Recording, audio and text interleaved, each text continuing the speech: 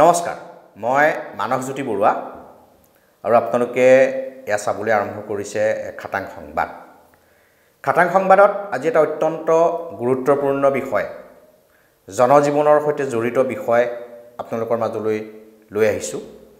বিষয়টো হৈছে এম্বুলেন্স আৰু ব্যক্তিগত খণ্ডৰ চিকিৎসালয়ৰ যেটো নেক্সাছ আমি সিন্ডিকেট বুলি কৈছোঁ। আমি বহুত সিন্ডিকেটৰ কথা জানো বা শুনিছোঁ। গৰু মহ কয়লা সুপাৰী কাঠ বহুত সিন্ডিকেটৰ কথা শুনিছোঁ বা বহুত সিন্ডিকেটৰ কথা চৰ্চা হৈ থাকে। কিন্তু ব্যক্তিগত খণ্ডৰ চিকিৎসালয় আৰু এম্বুলেন্সৰ যে এটা বৃহৎ সিন্ডিকেট আছে এটা নেক্সাছ এই কথাটো বহুতে জানে কিন্তু বহুতে নাজানে। আৰু এই এম্বুলেন্স আৰু ব্যক্তিগত খণ্ডৰ চিকিৎসালয়ৰ যেটো সিন্ডিকেট সেই সিন্ডিকেটটোনো কি কেনেকৈ হয় আৰু ইয়াৰ ফলত সৰ্বসাধাৰণ মানুহে কেনেকৈ ভোগ কৰিব লগা হয় ভুগিব লগা হয় বিশেষকৈ আৰ্থিকভাৱে জুৰুলা অভাৱগ্ৰস্ত যিসকল লোক সেই সকল লোক বেছিকৈ ইয়াৰ দ্বাৰা সাফাৰ হয় এই সিন্ডিকেটৰ দ্বাৰা। আৰু সেই সবিশেষ আমি আপোনালোকৰ মাজলৈ লৈ আহিব বিচাৰিছোঁ।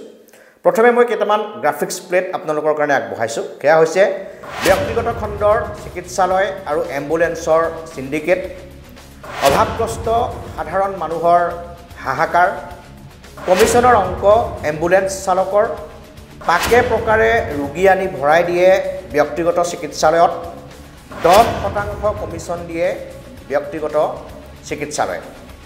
এইকেইটা গ্ৰাফিক্স প্লেট আপোনালোকে দেখিলে মই আকৌ কৈছোঁ ব্যক্তিগত খণ্ডৰ চিকিৎসালয় আৰু এম্বুলেন্সৰ সিন্ডিকেট, অভাৱগ্ৰস্ত সাধাৰণ মানুহৰ হাহাকাৰ, কমিছনৰ অংক এম্বুলেন্স চালকৰ, পাকে প্ৰকাৰে ৰোগী আনি ভৰাই দিয়ে ব্যক্তিগত চিকিৎসালয়ত, 10% কমিছন দিয়ে ব্যক্তিগত চিকিৎসালয়।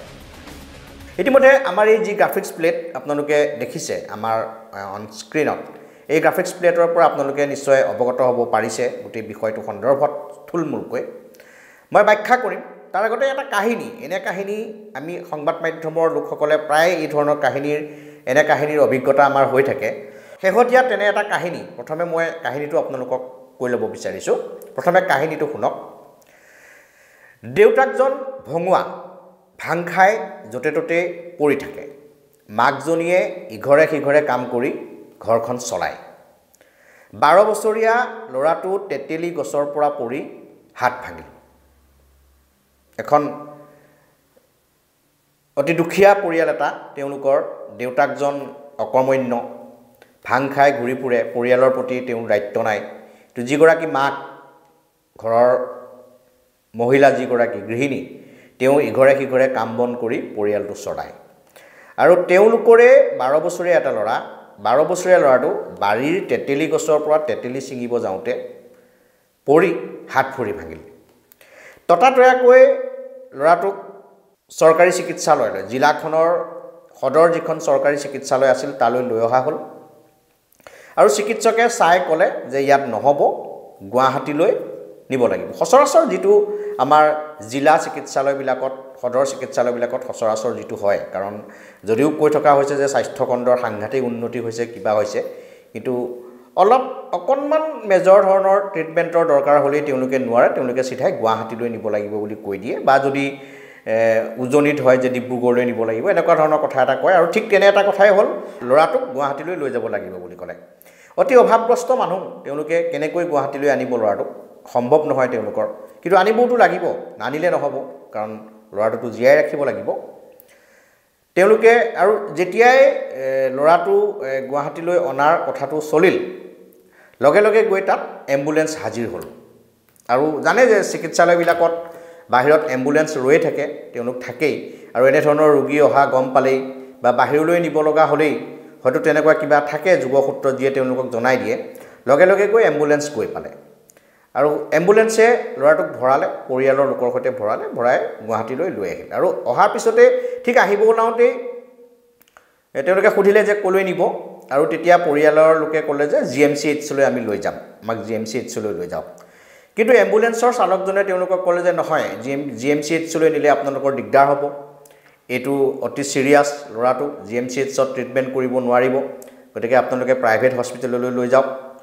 আৰু তেতিয়া তেওঁলোকে ক'লে যে প্ৰাইভেট হস্পিটেলততো আমাৰ চিকিৎসা আমি ব্যয় বহন কৰিব নোৱাৰিম। তেতিয়া ক'লে যে নহয়, এনেকুৱা এখন প্ৰাইভেট হস্পিটেল আছে গুৱাহাটীৰ খানাপাৰাত, যিখনত বহুত কম খৰচত আপোনালোকৰ ট্ৰিটমেণ্ট হ'ব, চিন্তা কৰিব নালাগে, তালৈ লৈ যাওক। তাৰপিছতো পৰিয়ালে ক'লে যে নাই নহয়, আমাক GMCHলৈকে লৈ যোৱা, কাৰণ ব্যক্তিগত খণ্ডৰ চিকিৎসালয় বুলি কোৱাৰ লগে লগে যিমানেই কম দামত নহওক তথাপিও যথেষ্ট পইচা হ'ব, আমি সেইটো নোৱাৰিম। তাৰপিছত এম্বুলেঞ্চৰ চালকজনে ক'লে যে নহয়, এইটো আপোনালোকৰ এক্সিডেণ্ট কেছ হ'ব, GMCH যিহেতু চৰকাৰী হস্পিটেল, GMCHলৈ লৈ যোৱাৰ লগে লগে ইয়াত এক্সিডেণ্ট কেছ ইয়াত জড়িত হৈ পৰিব, পুলিচ আহিব লাগিব, পুলিচ আহিব আৰু বহুত কথা আহিব, আপোনালোক বিপদত পৰিব। দৰকাৰ হ'লে উকিল আছে মোৰ চিনাকি, আপুনি উকিলৰ লগত কথা পাতি লওক। এই বুলি কৈ তেওঁলোকে এম্বুলেঞ্চৰ চালকজনে কোনোবা এজন উকিলৰ লগত ফোনত তেওঁলোকক কথা পতাই দিলে। কোন উকিল, কি কথা, প্ৰকৃততে সেইজন উকিল হয় নে নহয় সেই কথাও সেই দুৰ্ভগীয়া পৰিয়ালটোৱে নাজানে। আৰু সেই উকিলজনেও সেই কথাটোৱে ক'লে যে হয় হয়, আপোনালোকে যদি GMCHলৈ লৈ যায় আপোনালোকৰ দিগদাৰ হ'ব, আপোনালোকৰ ওপৰত কেছ হ'ব, এক্সিডেণ্ট কেছ হ'ব, পুলিচ হ'ব, কিবা কিবি ঢেৰ, মানে মুঠতে এনেকৈ কৈ সেই সাধাৰণ মানুহখিনিক ভয় খুৱাই দিয়া হ'ল। আৰু উপায় নাপায় তেওঁলোকে এম্বুলেঞ্চৰ চালকজনে কোৱা কথাটোকে মানি গুৱাহাটীৰ খানাপাৰাৰ এখন ব্যক্তিগত খণ্ডৰ চিকিৎসালয়লৈ লৈ আহিল। আৰু এম্বুলেঞ্চখনে আহি খানাপাৰাৰ সেই চিকিৎসালয়খনত ল'ৰাটোক ভৰাই দিলে। আৰু তাৰ পিছৰে পৰা চিকিৎসালয়খনৰ অংক আৰম্ভ হ'ল। এডমিশ্যনৰ নামত 5,000, ঔষধৰ নামত 10,000, বেডৰ নামত 5,000, মুঠতে যেনেকৈ পাৰি এটা দিনৰ ভিতৰত তেওঁলোকৰ প্ৰায় 80-90 হাজাৰ টকা বিল তেওঁলোকক কৰি দিলে। আৰু তাৰপিছত আহিল অস্ত্ৰোপচাৰ, অপাৰেশ্যন কৰিব লাগে, চাৰ্জাৰী কৰিব লাগে। এতিয়া চাৰ্জাৰীৰ কাৰণে তেওঁলোকক এখন দীঘলীয়া বিল দিলে যে এইখিনি আপোনালোকে খৰচ হ'ব। কিন্তু এতিয়া বিমূৰত পৰিছে, তেওঁলোকে কি কৰিব? তেওঁলোকৰ তেনেকুৱা কোনো মানুহো নাই যিয়ে তেওঁলোকক সহায় কৰিব পাৰে।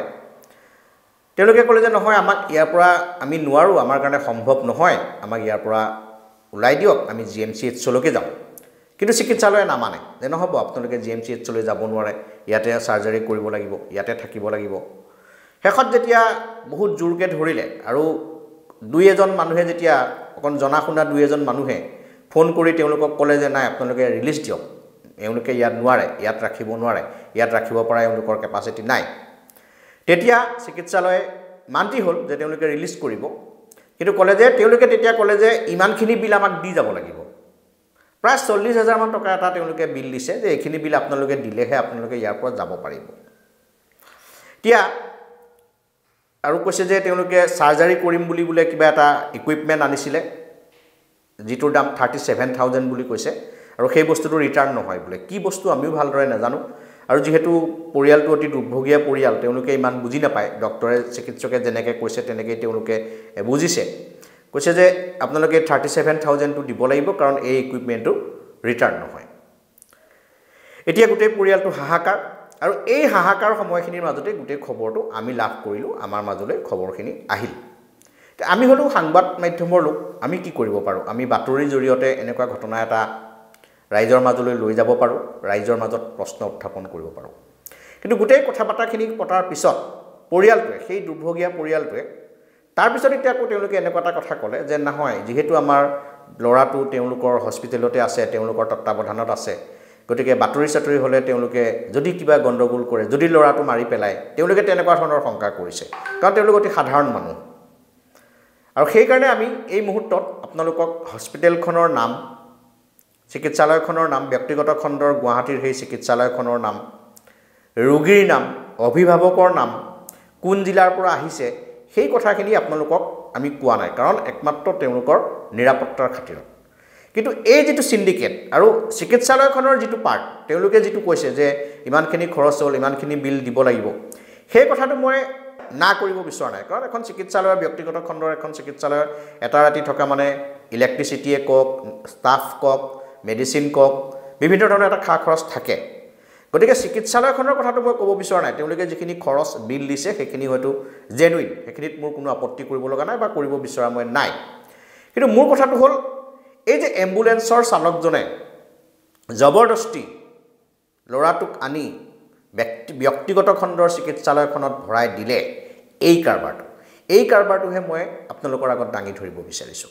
আৰু এই কথাটো অনুসন্ধান কৰিয়ে আমি যেতিয়া বহুকেইজন এম্বুলেঞ্চৰ চালক বা চিকিৎসাৰ সৈতে জড়িত এনে লোকৰ সৈতে কথা বাৰ্তা পাতি আমি জানিব পাৰিলোঁ যে আচলতে পাৰ্টিকুলাৰ সেই চিকিৎসালয়খনৰ লগত সেই যিজন এম্বুলেন্সৰ চালক তেওঁৰ এটা বুজাবুজি আছে যিকোনো প্ৰকাৰে তেওঁ যদি এটা ৰোগী আনি ইয়াত ভৰাই দিব পাৰে ৰোগীটোৰ ট্ৰিটমেণ্ট কৰি ওলাই যোৱালৈ টোটেল যিমান বিল হ'ব সেই বিলৰ 10% এম্বুলেন্সৰ চালকজনে লাভ কৰিব আৰু সেই কাৰণে তেওঁলোকে জিএমচিএইচলৈ নিয়াৰ পৰিৱৰ্তে বা চৰকাৰী চিকিৎসালয়লৈ নিয়াৰ পৰিৱৰ্তে ৰোগীটোক যেনে তেনে পাকে প্ৰকাৰে ব্যক্তিগত খণ্ডৰ হস্পিটেলত আনি ভৰাই দিবলৈ বিচাৰে সেইকাৰণে তেওঁলোকে এই যে এখন নাটক মই সেইকাৰণে নাটক বুলিয়ে কৈছোঁ এই যে এজন উকিলক কথা পতাই দিছিল হয়তো তেওঁ কোনো উকিল নহয় বা যদি তেওঁ উকিল হৈও তেওঁ হয়তো এটা গোটেই ষড়যন্ত্ৰটোৰ তেওঁ এটা পাৰ্ট আৰু তেওঁ উকিলজনে যে ভয় খুৱাই দিলে যে আপোনালোকে জিএমচিএইচলৈ লৈ গ'লে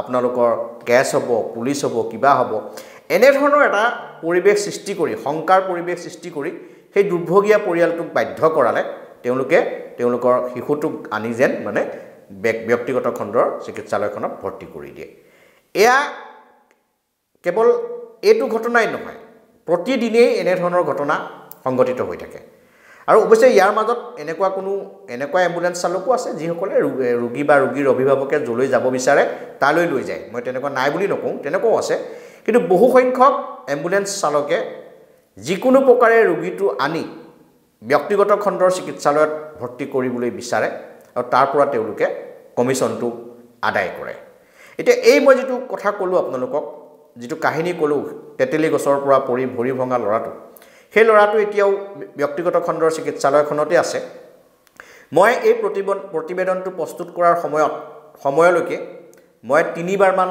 চিকিৎসালয়খনৰ মেনেজমেণ্টৰ সৈতে কথা পাতিবলৈ ফোন কৰিছিলোঁ কিন্তু তেওঁলোকে মোৰ ফোনটো ৰিচিভ কৰা নাই হয়তো কিবা কাৰণত ৰিচিভ নকৰিব পাৰে সেইটো মই কোৱা নাই গতিকে পৰৱৰ্তী কি হয় সেইটো আমি খবৰ ৰাখিম আৰু আশা কৰিম যাতে সেই পৰিয়ালটো শিশুটো যাতে সোনকালে সুস্থ হৈ ঘূৰি যায় কিন্তু আকৌ কৈছোঁ আমাৰ এই প্ৰতিবেদনৰ উদ্দেশ্য হ'ল এই নেক্সাছটো যিটো সিন্ডিকেটটো এম্বুলেন্স আৰু চৰকাৰী হস্পিটেলৰ যিটো ব্যক্তিগত খণ্ডৰ হস্পিটেলৰ যিটো নেক্সাছ যিটো সিন্ডিকেট সেই কথাটোহে আমি পোহৰলৈ আনিব বিচাৰিছোঁ এনেকৈ এই সিন্ডিকেটৰ বলি হয় বহু অভাৱগ্ৰস্ত আৰু চাওক চৰকাৰী চিকিৎসালয় এখনলৈ হঠাৎ কোন যায় সাধাৰণতে যিসকলে উন্নত চিকিৎসা ব্যক্তিগত খণ্ডৰ চিকিৎসা ব্যয় বহন কৰিব নোৱাৰে সাধাৰণ লোক যিসকল তেওঁলোকেই যায় আৰু তেওঁলোকৰ এই সৰলতা বা অজ্ঞতাৰ সুযোগ লয় এম্বুলেন্সৰ চালকসকলে আৰু তেওঁলোকে কিবা কৰি পাকে প্ৰকাৰে ভয় খুৱাই কিবা কৰি